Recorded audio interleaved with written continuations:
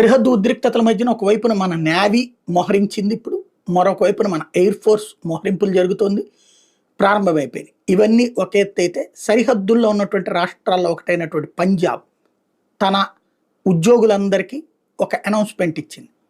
సెలవులు రద్దు చేయలేదు గానీ, సెలవులు తీసుకునేవాళ్ళు ఒక ఫోన్ అందుబాటులో ఉండాలి. మీ ఫోను మీ ఏరియాలో సిగ్నల్ రాదనుకుంటే, వచ్చే సిగ్నల్ వచ్చేటటువంటి ఫోన్ నెంబర్ ఏదుందో అది వెంటనే కమ్యూనికేట్ చేయాలి. అంటే ఏదన్నా మేజర్ పరిణామాలొస్తే ఉద్యోగులందరూ దిగాల్సి ఉంటుంది. అంటే అక్కడ ఏదన్నా ఇప్పుడు మనం పాకిస్తాన్ మీద ఏదైనా అటాక్ చేస్తే, పాకిస్తాన్ మన మీదనే ఏదో అటాక్ చేసే ప్రయత్నం చేస్తుంది. ఇంతకుముందు పఠాన్‌కోట్ ఇన్సిడెంట్ లాంటిది జరిగింది. అయితే ఒక్కోసారి దారి తప్పి జనావాసాల మీదకి అది వెళ్ళినప్పుడు ఉద్యోగులే పనిచేయాల్సి ఉంటుంది అక్కడ.